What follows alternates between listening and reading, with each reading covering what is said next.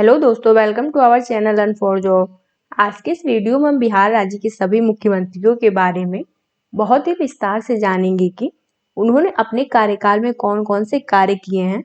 दोस्तों, आपको बता दें कि यहाँ की राजनीति बहुत ही अलग रही है और यहाँ बहुत ही कम सीएम होंगे जिन्होंने अपना कार्यकाल पूरा किया है। कोई यहाँ 5 डेज के लिए सीएम रहे हैं तो कोई 51 डेज के लिए। दोस्तों, अगर आप इस वीडियो को पूरे डिटेल में जानना चाहते हैं, आप इस वीडियो को एंड तक जरूर देखिएगा। तो वीडियो स्टार्ट करने से पहले आपको मैं बता दूं, मेरी वीडियो जुड़ी अपडेट्स के लिए आप मेरे इन सोशल मीडिया हैंडल को ज्वाइन एंड फॉलो कर सकते हैं। सो बिना किसी डिले के वीडियो स्टार्ट करते हैं। दोस्तों, यहाँ आपको बता दें कि अब मैं किसी भी स्टेट के सीएम के बारे में बताती हूँ तो आपका डाउट पहले ही क्लियर कर देती हूँ, वरना पे बहुत से कमेंट होते हैं 1937 में हमारा देश आजादी नहीं हुआ था तो यहाँ पीएम या सीएम कैसे बने। तो आपको यहाँ बता दें कि स्वतंत्र भारत के पहले प्रधानमंत्री जवाहरलाल नेहरू थे, ये तो सभी जानते हैं। लेकिन नेहरू जी से पहले भी भारत में प्रधानमंत्री पद हुआ करते थे। जी हाँ दोस्तों, सन 1935 में ब्रिटिश पार्लियामेंट ने भारत के लिए कानून बनाया जिसे गवर्नमेंट ऑफ इंडिया एक्ट नाम दिया गया। इसी कानून के तहत भारत के सभी प्रांतों में चुनाव कराए गए और तब प्रांतीय सरकार के मुखिया को प्रधानमंत्री या प्रीमियर कहा जाता था। ब्रिटिश राज के दौरान सन 1937 में भारत के सभी प्रांतों में इलेक्शन के रिजल्ट कांग्रेस के फेवर में रहे थे और कांग्रेस ने बिहार सहित देश के सभी प्रांतों में भारी बहुमत से जीत हासिल की थी।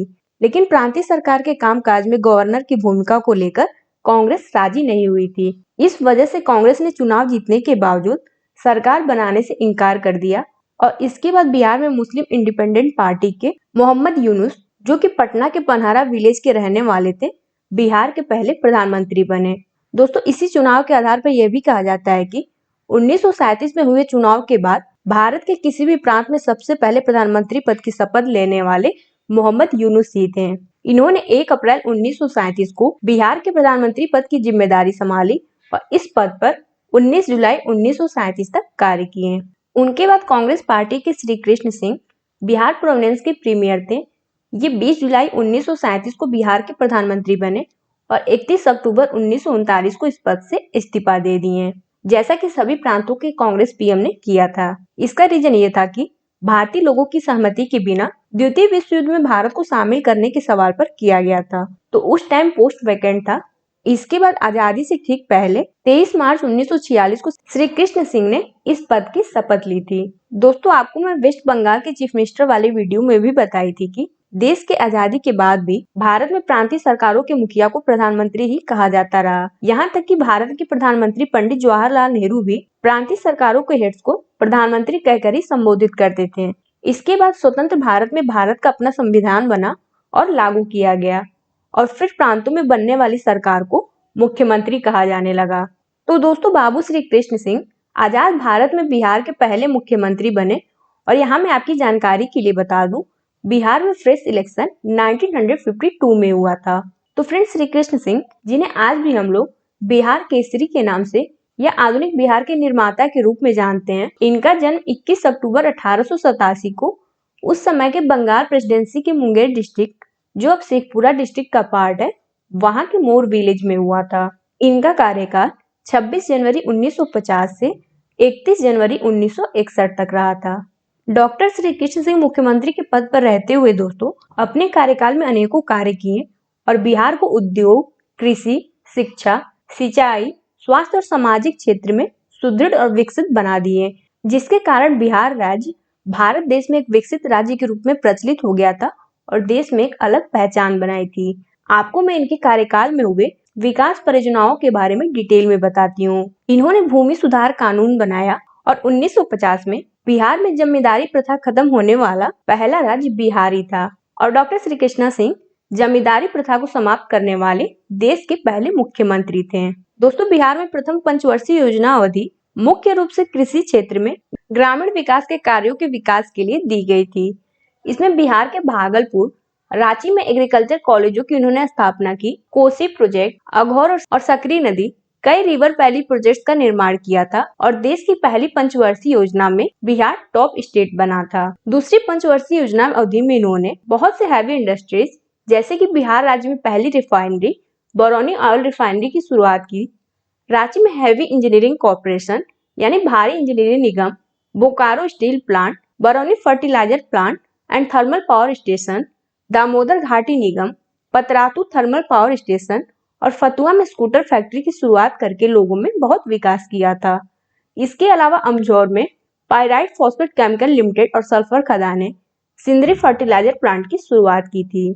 इन्होंने गंगोत्री से गंगा सागर के बीच रेल सड़क पुल राजेंद्र पुल का निर्माण किया था। राजेंद्र पुल दोस्तों राज्य के उत्तरी और दक्षिणी भागों से जोड़ने के लिए पहला पुल था और ये रोड कम रेल ब्रिज का उद्घाटन 1959 में भारत के प्रधानमंत्री जवाहरलाल नेहरू और बिहार के प्रथम मुख्यमंत्री डॉक्टर श्री कृष्ण सिंह ने किया था। दोस्तों इन्होंने राज्य की सांस्कृतिक, शिक्षा और सामाजिक विकास में भी बहुत बड़ा योगदान दिया। आपको मैं बता दूं, इन्होंने बिहारी छात्रों के लिए कलकत्ता में राजेंद्र छात्र निवास, पटना में अनुग्रह नारायण सिन्हा सामाजिक अध्ययन संस्थान, रांची में नेत्रहाट स्कूल, मुजफ्फरपुर, भागलपुर, जमशेदपुर, सिंदरी, गया, मोतिहारी लोक रंगशाला में इंजीनियरिंग कॉलेज की स्थापना की। बिहार भारतीय नृत्य कला मंदिर, पटना में संस्कृत कॉलेज, रविंद्र परिषद, राजगीर वेणुवन बिहार में बुद्ध की मूर्ति, साथ ही मुजफ्फरपुर में एक अनाथालय उनके द्वारा खोला गया था। दोस्तों इन्होंने देवघर के वैद्यनाथ मंदिर में दलितों के प्रवेश की अनुमति दी थी, जो दलितों के उत्थान और सामाजिक सशक्तिकरण को दर्शाता है। तो दोस्तों डॉक्टर सिन्हा ने 1946 से 31 जनवरी 1961 तक यानी अपनी मृत्यु तक लगातार बिहार की सेवा की और पटना में इनका निधन हो गया। 1978 में संस्कृति मंत्रालय ने विज्ञान संग्रहालय की स्थापना की, जिसे श्री कृष्ण विज्ञान केंद्र यानी इनके नाम पर रखा गया और पटना में सबसे बड़ा conference hall Shri Krishna memorial hall भी इनके नाम पर है। तो दोस्तों अभी तक हमने बिहार के पहले सीएम के बारे में बहुत ही डिटेल में उनके विकास कार्यों के बारे में जाना।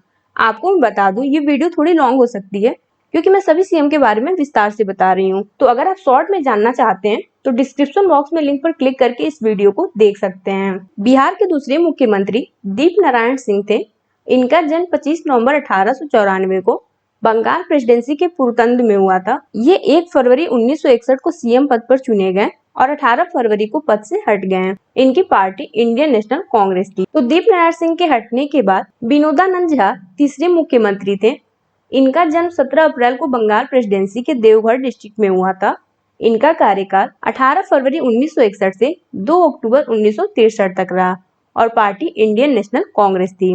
1963 में दोस्तों कामराज प्लान के तहत विनोदानंद झा ने इस्तीफा दे दिया था, लेकिन इन्होंने इस्तीफे के बाद भी कमान अपने हाथ रखना चाहते थे। इस वजह से मुख्यमंत्री पद के लिए वीरचंद पटेल का नाम आगे बढ़ाया, लेकिन 2 अक्टूबर 1963 को यानी गांधी जयंती के दिन केबी साहब बिहार के चौथे मुख्यमंत्री पद की शपथ ली। इनका जन्म 31 दिसंबर 1898 को शेखपुरा में हुआ था और इनका कार्यकाल 2 अक्टूबर 1963 से 5 मार्च 1967 तक रहा। इनकी पार्टी इंडियन नेशनल कांग्रेस थी।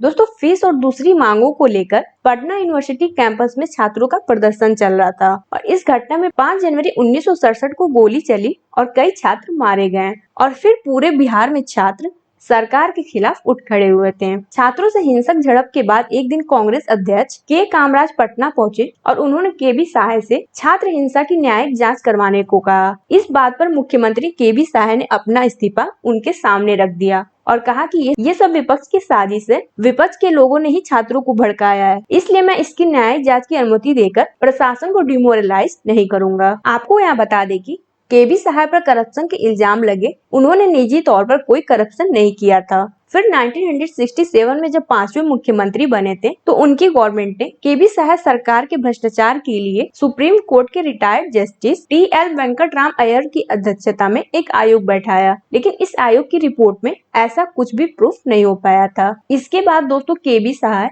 1967 के चुनाव हार गए, लेकिन 1974 में स्थानीय निकाय चुनाव जीतकर बिहार विधान परिषद में एमएलसी के रूप में प्रवेश किए। इस जीत के कुछ ही महीनों बाद 3 जून 1974 को पटना से हजारीबाग जाने के रास्ते में एक सड़क दुर्घटना में उनकी मृत्यु हो गई। वर्ष 1967 में दोस्तों बिहार में चौथा विधानसभा चुनाव हुआ और इस विधानसभा चुनाव में कुल 318 सीटों में से कांग्रेस को 128 सीटों पर जीत मिली। इसके अलावा अलग पार्टी की सीट्स आप यहाँ पर देख सकते हैं। तो बाद में पार्टी में विधायक दल के नेता का चुनाव हुआ और इस चुनाव में महेश प्रसाद को 1 वोट अधिक मिला। दोस्तों ऐसा कहा जाता है कि इस चुनाव में सबसे बड़ी पार्टी होने के बावजूद कांग्रेस में मतभेद थे और कांग्रेस के ही दो बड़े नेताओं ने तत्कालीन राज्यपाल अनंत शयनम पर दबाव बनाया था कि अगर महेश प्रसाद को सरकार बनाने का न्योता दिया तो कांग्रेस के 32 विधायक पार्टी छोड़ देंगे। इसलिए राज्यपाल ने उन्हें सरकार बनाने के लिए नहीं बुलाया। फिर उस समय की विपक्षी पार्टियां जैसे कि संयुक्त socialist party, Jansangh, CPI, Jan Kranti Dal और प्रजा समाजवादी पार्टियों ने मिलकर गठबंधन की सरकार बनाई। हालांकि दोस्तों, कांग्रेस के बाद दूसरी सबसे बड़ी पार्टी संयुक्त सोशलिस्ट पार्टी थी और उसके नेता कर्पूरी ठाकुर को मुख्यमंत्री बनना चाहिए था, लेकिन अन्य पार्टियां तैयार नहीं हुई। ऐसे में जन क्रांति पार्टी के महामाया प्रसाद सिन्हा के नाम पर सभी पार्टी सहमत हो गए। आपको बता दें कि पार्टी के अकेले विधायक होने के बाद भी महामाया प्रसाद मार्च 1967 में बिहार के मुख्यमंत्री बने और कर्पूरी ठाकुर उप मुख्यमंत्री। महामाया प्रसाद का जन्म दोस्तों 1 मई 1909 को सिवान डिस्ट्रिक्ट में हुआ था। दोस्तों, नॉन कांग्रेसी पार्टी की गठबंधन सरकार 33 सूत्री न्यूनतम साझा कार्यक्रम के आधार पर चल रही थी और इनका कार्यकाल 5 मार्च 1967 से 28 जनवरी 1968 तक रहा। क्योंकि गठबंधन सरकार के अंतर विरोध जल्द ही सामने आने लगे। आपको बता दें कि परबता से चुनाव जीतकर पहली बार विधानसभा पहुंचे सतीश प्रसाद सिंह 15 विधायकों के साथ मुख्यमंत्री के आवास पर पहुंचे। उनकी शिकायत थी कि पिछड़े वर्ग से आने वाले एक योग्य उम्मीदवार को पटना मेडिकल कॉलेज में प्रोफेसर नहीं नियुक्त किया जा रहा है और उन्होंने मुख्यमंत्री महामाया प्रसाद को धमकी दी कि अगर उस उम्मीदवार को प्रोफेसर नियुक्त न किया जाए तो वो सरकार के खिलाफ प्रदर्शन करेंगे। इस बीच दोस्तों केबी सहाय को जैसे इसी मौके का इंतजार था, वो सतीश प्रसाद सिंह के पास पहुंचे और उनके सामने मुख्यमंत्री बनने का ऑफर रख दिया। उनसे कहा कि अगर वो गठबंधन सरकार के 25 से 30 विधायक ले आए तो वो कांग्रेस के समर्थन से मुख्यमंत्री बन सकते हैं। और ऐसा करने में सतीश प्रसाद सिंह को इस काम में साथ मिला बीपी मंडल और भोला प्रसाद सिंह का और इस प्रकार से नई पार्टी बनी शोषित दल। इसके बाद 28 जनवरी को महामाया प्रसाद सिन्हा को विधानसभा में बहुमत सिद्ध करना था, लेकिन सरकार बहुमत सिद्ध नहीं कर पाई और महामाया प्रसाद सिन्हा को इस्तीफा देना पड़ा। तो दोस्तों, अब शोषित दल को सरकार बनानी थी, मगर इसकी बागडोर कांग्रेस के हाथ में थी। तो त्रिवेणी फॉर्मूले के तहत 3 नए सीएम बने। इसका मतलब था कि इस फॉर्मूले के तहत बारी बारी से 3 पिछड़ी जातियों के नेता मुख्यमंत्री बनाए जाएंगे। आपको बता दें ये कास्ट थी कोयरी, यादव और कुर्मी। तो किए गए वादे के अनुसार दोस्तों सतीश प्रसाद सिंह बिहार के 6वें मुख्यमंत्री बने। इनका जन्म 1 जनवरी 1936 को बिहार के खगड़िया डिस्ट्रिक्ट में हुआ। इनका कार्यकाल 28 जनवरी 1968 से 1 फरवरी 1968 तक ही रहा और दोस्तों बिहार के सबसे कम दिन के मुख्यमंत्री रहने का रिकॉर्ड अभी तक इनके नाम पर है। इनका सिर्फ ये काम था कि एक नेता जिनका नाम था बीपी मंडल, उनको सांसद से विधायक बनाना, जिससे कि वो सीएम पद की शपथ ले सकें। और इस पूरी प्लानिंग में कांग्रेस पार्टी का सहयोग तो बाहर से था ही। तो दोस्तों पूर्व मुख्यमंत्री और कांग्रेसी नेता केबी सहाय के करीबी और विधान परिषद के मनोनीत सदस्य परमानंद सहाय ने अपनी विधायकी से इस्तीफा दे दिया और फिर इसी सीट पर बीपी मंडल को मनोनीत कर दिया गया। जिसके बाद बीपी मंडल, इनका पूरा नाम बिंदेश्वरी प्रसाद मंडल था, बिहार के 7वें मुख्यमंत्री रहे। इनका जन्म बनारस में 25 अगस्त 1918 को हुआ था और इनका कार्यकाल 1 फरवरी 1968 से 22 मार्च 1968 तक ही रहा। दोस्तों इनके कार्यकाल के कुछ ही दिनों बाद जहानाबाद, सिवान, मुजफ्फरपुर और हाजीपुर में सांप्रदायिक हिंसा शुरू हो गई, जिससे निपटने में मंडल गवर्नमेंट बुरी तरह से असफल रही। वहीं दूसरी तरफ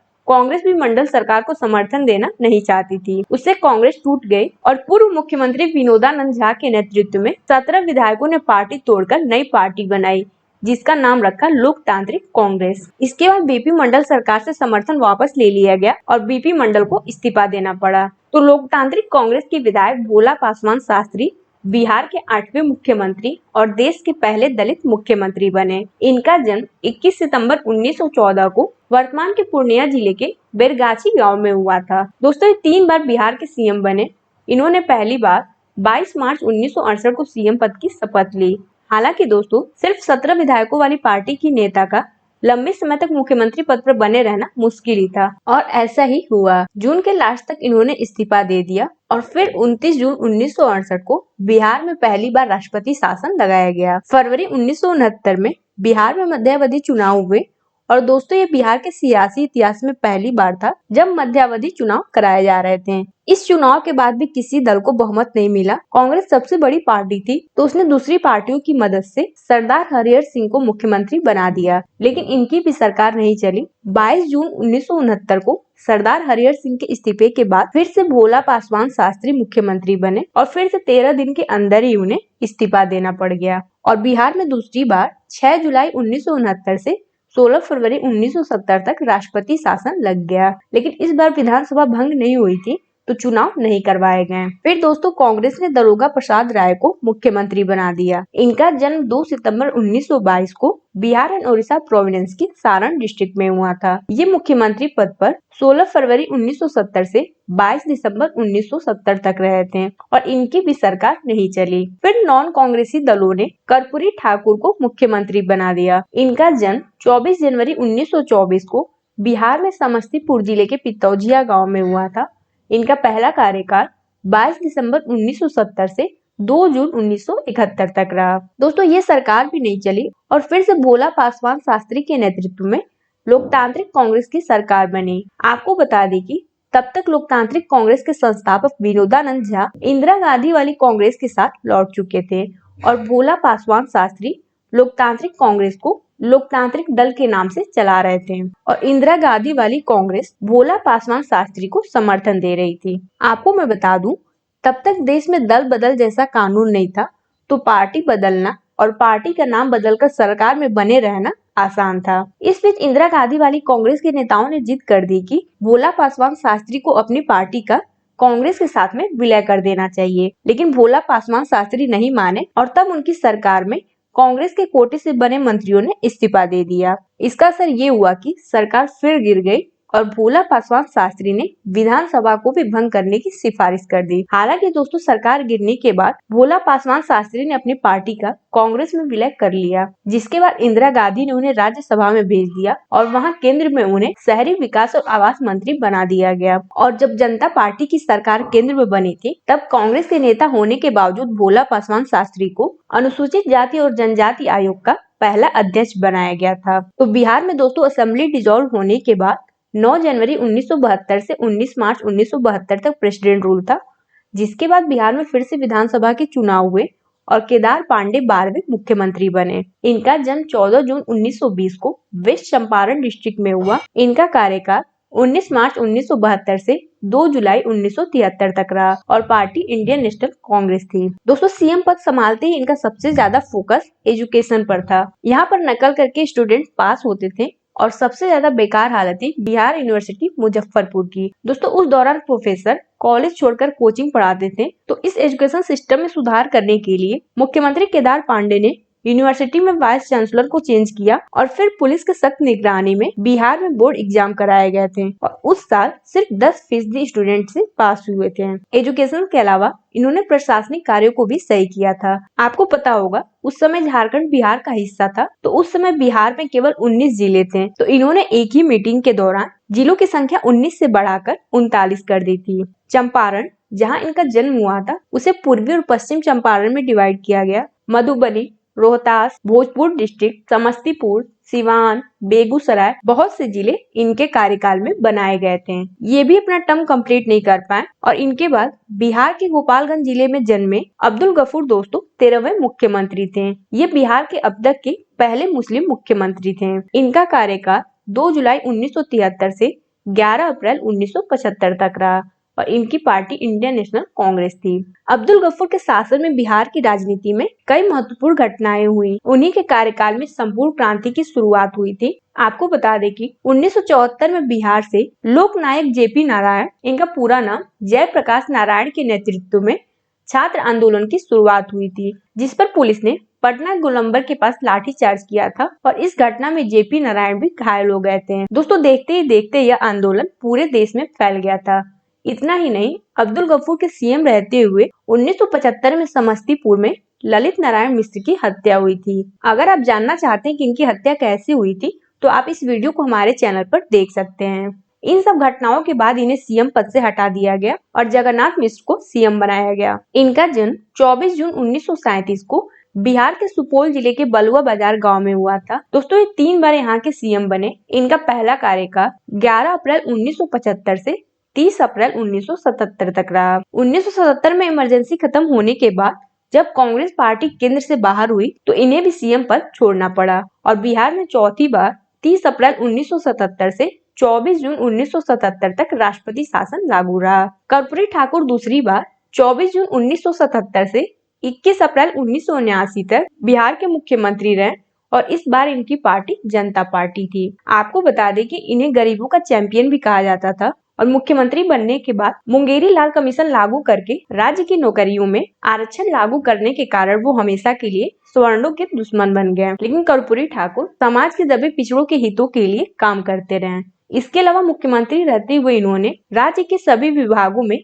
हिंदी में काम करने को अनिवार्य बना दिया था। इतना ही नहीं, उन्होंने राज्य सरकार के कर्मचारियों के समान वेतन आयोग को राज्य में भी लागू करने का काम सबसे पहले किया था। तो फ्रेंड्स, आरक्षण लागू करने के कारण जनता पार्टी के हायर कास्ट के सदस्यों ने कर्पूरी ठाकुर को मुख्यमंत्री पद से हटाकर आरक्षण नीति को कम करने की कोशिश की। तो कर्पूरी ठाकुर के इस्तीफे के बाद राम सुंदर दास बिहार के 15वें मुख्यमंत्री बने। इनका जन्म 9 जनवरी 1921 को बिहार के सारण डिस्ट्रिक्ट में हुआ। इनका कार्यकाल 21 अप्रैल 1979 से 17 फरवरी 1980 तक रहा। इन्होंने अपर कास्ट की सरकारी नौकरियों में अधिक प्रतिशत प्राप्त करने की अनुमति देकर आरक्षण कानून को कमजोर कर दिया, जिसके बाद जनता पार्टी में आंतरिक तनाव ने इसे कई गुटों में विभाजित कर दिया और प्रेसिडेंट रूल 17 फरवरी 1980 से 8 जून 1980 तक बिहार में लागू रहा। जनता पार्टी के आंतरिक कलह के कारण दोस्तों 1980 में कांग्रेस सत्ता में लौट आई और दूसरी बार जगन्नाथ मिश्र 8 जून 1980 से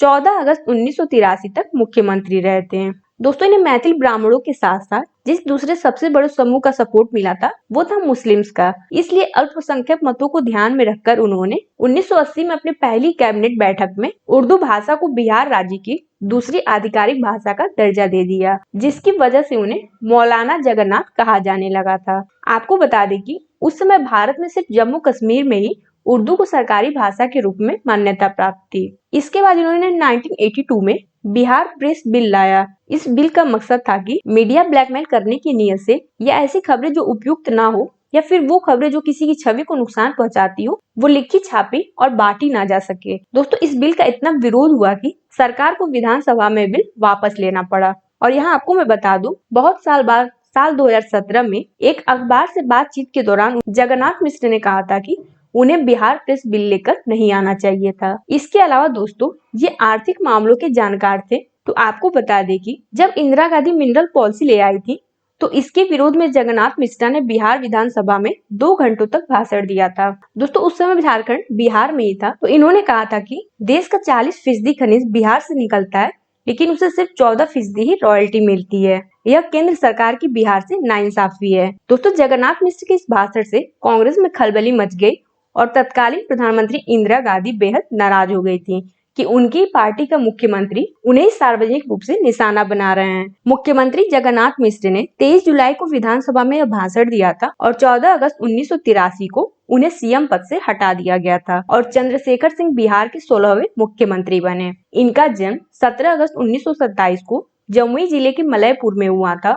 इनका कार्यकाल 14 अगस्त 1983 से 12 मार्च 1985 तक रहा। दोस्तों फरवरी मार्च 1985 में बिहार विधानसभा का चुनाव हुआ और INC यानी इनका पार्टी ने 324 सदस्यीय बिहार विधानसभा में 198 सीटें जीती, मगर चंद्रशेखर सिंह खुश नहीं दिख रहे थे क्योंकि उन्हें दिल्ली में बैठे मित्रों से कुछ और ही संकेत मिल रहे थे। इसके बाद पटना पहुंचे केंद्रीय रेल मंत्री और हरियाणा के नेता बंसी लाल एक एक करके विधायकों से मुलाकात की। फिर तत्कालीन प्रधानमंत्री राजीव गांधी को फोन पर बताया कि चंद्रशेखर सिंह के फेवर में 30 जबकि विपक्ष में 100 से ज्यादा विधायक हैं। तो प्रधानमंत्री राजीव गांधी ने नेता बंसी लाल को बिंदेश्वरी दुबे के नाम का ऐलान करने को कह दिया और इस तरह चुनाव जीतकर भी सत्ता गंवाने वाले चंद्रशेखर सिंह बिहार के इकलौते मुख्यमंत्री बन गए। हालांकि दोस्तों मुख्यमंत्री पद से हटाने के बाद राजीव गांधी ने चंद्रशेखर सिंह को अपनी कैबिनेट में आमंत्रित किया, जिसके बाद इन्हें राजीव गांधी के कैबिनेट में पेट्रोलियम मंत्रालय दिया गया था। तो बिहार के 17वें मुख्यमंत्री बिंदेश्वरी दुबे थे। इनका जन्म 14 जनवरी 1921 को बिहार के भोजपुर डिस्ट्रिक्ट के महुआ विलेज में हुआ था।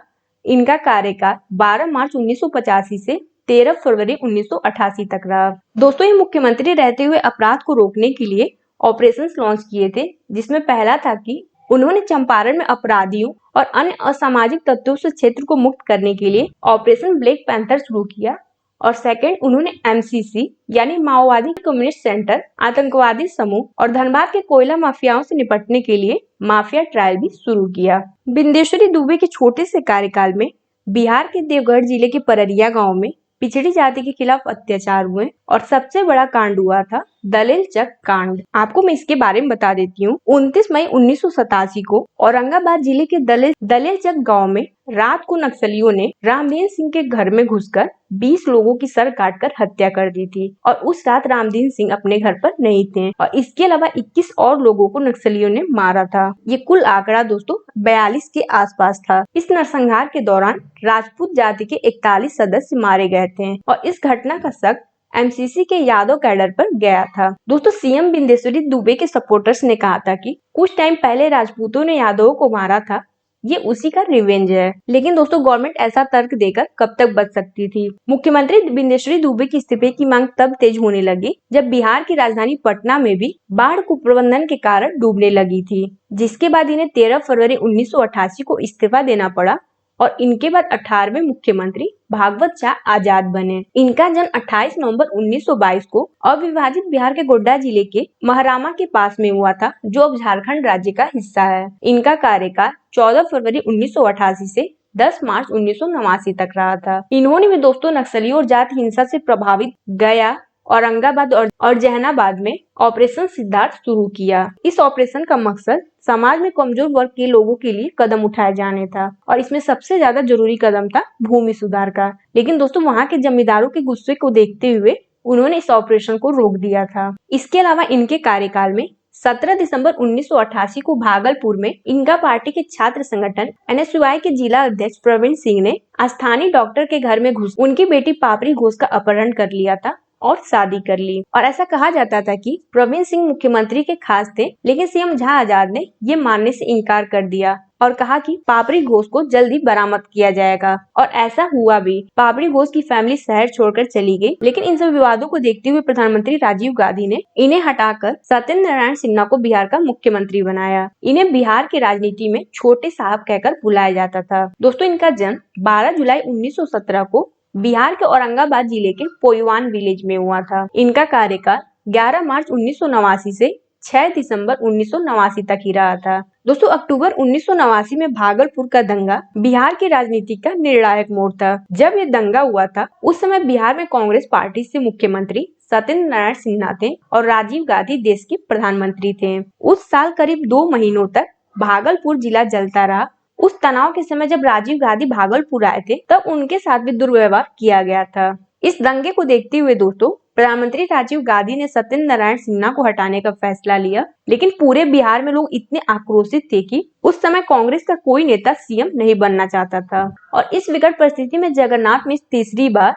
6 दिसंबर 1989 से 10 मार्च 1990 तक कांग्रेस के आखिरी मुख्यमंत्री का पद संभाले थे। क्योंकि दोस्तों 1990 के शुरू में बिहार विधानसभा का चुनाव होना था और कांग्रेस से जनता इतनी आक्रोश थी कि आप देखेंगे कि अभी तक कांग्रेस फिर कभी अपना CM नहीं बना सकी है। आपको यहाँ बता दें कि ये मैं आपको नवंबर 2021 तक की बात बता रही हूँ। अभी तक यहाँ बिहार में कांग्रेस की गवर्नमेंट नहीं बनी है। तो 1990 के चुनाव में जनता दल से लालू प्रसाद यादव बिहार के 20वें मुख्यमंत्री पद की शपथ ली। इनका जन्म 11 जून 1948 को बिहार राज्य के भोपाल जिले के फुलवरिया गाँव में हुआ। इनका पहला कार्यकाल 10 मार्च 1990 से 28 मार्च 1995 तक रहा। इनके कार्यकाल में दोस्तों 23 सितंबर 1990 को राम रथ यात्रा के दौरान समस्तीपुर में लाल कृष्ण आडवाणी को लालू प्रसाद ने गिरफ्तार कर लिया। इससे वे बिहार के लोगों के बीच एक धर्मनिरपेक्ष नेता के रूप में स्थापित हो गए। इसके अलावा 1993 में लालू यादव ने अंग्रेजी समर्थक नीति अपनाई और स्कूली पाठ्यक्रम में एक भाषा के रूप में अंग्रेजी को फिर से शामिल करने के लिए जोर दिया। इनका कार्यकाल समाप्त होने के बाद 28 मार्च से 4 अप्रैल 1995 तक राष्ट्रपति शासन रहा और फिर बिहार के लोगों के जन समर्थन से लालू यादव दूसरी बार बिहार के मुख्यमंत्री बने रहे। लेकिन इस बार इनका कार्यकाल 4 अप्रैल 1995 से 25 जुलाई 1997 तक ही रहा था। दोस्तों, इनके दूसरे कार्यकाल के दौरान बिहार में जंगल राज की शुरुआत हुई और इसके लिए सीधा दोष इनको दिया जाने लगा। जनवरी 1996 में दोस्तों एनिमल हस्बेंड्री विभाग के दफ्तर पर एक रेड पड़ी।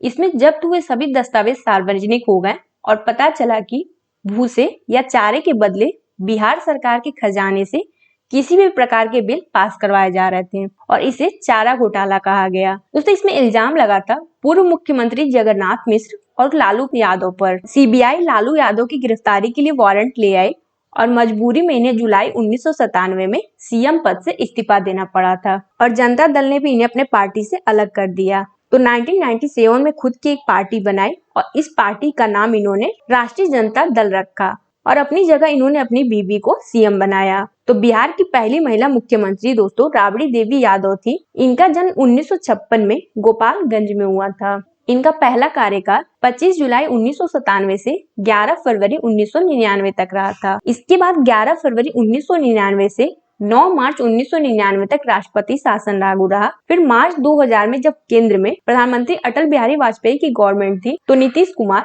पहली बार बिहार के मुख्यमंत्री चुने गए। 324 सदस्यीय सदन में एनडीए और सहयोगी दलों के पास 151 एमएलए थे, जबकि लालू यादव के पास 159, लेकिन दोनों गठबंधन बहुमत यानी 163 से कम थे। तो नीतीश कुमार ने सदन में बहुमत साबित करने से पहले ही 10 मार्च को इस्तीफा दे दिया और तीसरी बार राबड़ी देवी 11 मार्च 2000 से 6 मार्च 2005 तक बिहार की मुख्यमंत्री रही थी। इनका कार्यकाल समाप्त होने के बाद बिहार में 7 मार्च 2005 से 24 नवंबर 2005 तक प्रेसिडेंट रूल लागू रहा। 2005 के बिहार विधानसभा चुनाव में जीत के बाद नीतीश कुमार ने दूसरी बार मुख्यमंत्री के रूप में शपथ ली। इनका जन्म 1 मार्च 1951 को बिहार के बख्तियारपुर में हुआ था और इनका कार्यकाल दोस्तों 24 नवंबर 2005 से 26 नवंबर 2010 तक था। इनके कार्यकाल में साइकिल और भोजन कार्यक्रम भी शुरू किए गए, जिससे कि राज्य में बड़ी संख्या में लड़कियों को स्कूल भेजा जाने लगा और स्कूल छोड़ने की दर में कमी आई। 2010 में दोस्तों नीतीश कुमार की पार्टी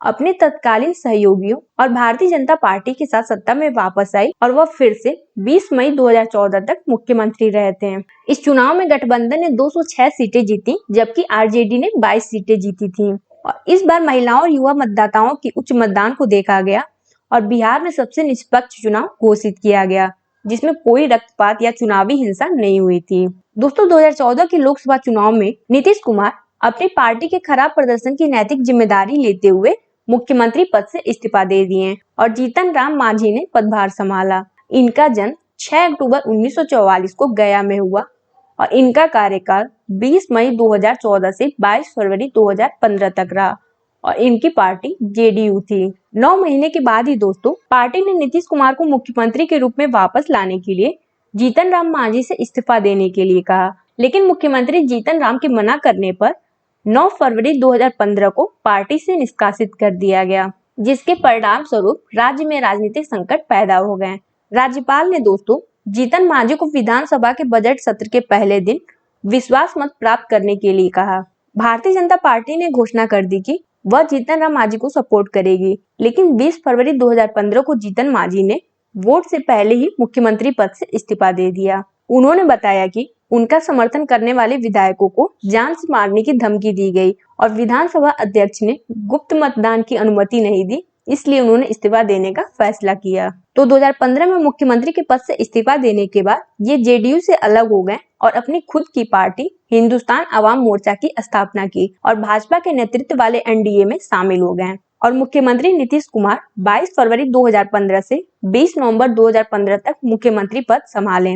इसके बाद 2015 में बिहार में विधानसभा चुनाव हुआ, चूंकि बीजेपी जेडीयू से अलग हो चुकी थी और नीतीश कुमार से अलग होकर चुनाव लड़ी। दोस्तों इस बार जब इलेक्शन के रिजल्ट आए तो भाजपा और नीतीश कुमार दोनों ही चौंक गए थे, क्योंकि इस विधानसभा में सबसे बड़ी पार्टी आरजेडी को वोट मिला था और लालू यादव के पास ही सत्ता में लौटने का मौका था। लेकिन इस बार उन्होंने 2005 वाली गलती नहीं की और नीतीश कुमार को मुख्यमंत्री बनाया गया और लालू यादव के बेटे तेजस्वी यादव को डिप्टी सीएम बनाया गया। लेकिन महागठबंधन तब टूट गया जब उप मुख्यमंत्री तेजस्वी यादव के खिलाफ भ्रष्टाचार के आरोप लगाए गए। तो नीतीश कुमार ने उन्हें कैबिनेट से इस्तीफा देने के लिए कहा, लेकिन आरजेडी ने ऐसा करने से इनकार कर दिया और इसलिए नीतीश कुमार ने 26 जुलाई 2017 को इस्तीफा दे दिया और इस प्रकार ये महागठबंधन समाप्त हो गया। फिर दोस्तों नीतीश कुमार प्रमुख विपक्ष एनडीए में शामिल हो गए और कुछ ही घंटों में सत्ता में वापस आ गए। इसके बाद 2020 के चुनाव में मुख्यमंत्री के रूप में अपने इतने वर्षों के कार्यकाल में विभिन्न उपलब्धियों और विकासों पर प्रकाश डाला और अपनी सरकार द्वारा चलाई गई विभिन्न योजनाओं के कारण एनडीए ने महागठबंधन की 110 सीटों की तुलना में 125 सीटें जीतकर विधानसभा में बहुमत हासिल की और बिहार के मुख्यमंत्री के रूप में नीतीश कुमार एक बार फिर शपथ लिए। इनका कार्यकाल शुरू हुआ था 16 नवंबर 2020 से। दोस्तों आप मुझे कमेंट बॉक्स में बताइए बिहार दिवस कब मनाया जाता है। और नेक्स्ट क्वेश्चन, जब झारखंड बिहार से अलग हुआ था तो उस समय मुख्यमंत्री कौन थे। तो फ्रेंड्स इस वीडियो को यहीं पर समाप्त करते हैं। इस वीडियो की लेंथ थोड़ी बड़ी हो गई है क्योंकि आपको सभी जानकारी डिटेल में बतानी थी। अगर दोस्तों आपको बिहार की राजनीति के बारे में वीडियो पसंद आया हो तो इसे लाइक और ज्यादा से ज्यादा शेयर जरूर कीजिएगा, जिससे मुझे पता लगे कि आपको ये वीडियो यूजफुल लगा है। कमेंट बॉक्स में अपना फीडबैक जरूर दीजिएगा और चैनल को सब्सक्राइब करना ना भूलिएगा। इस वीडियो को देखने के लिए आपका बहुत बहुत धन्यवाद।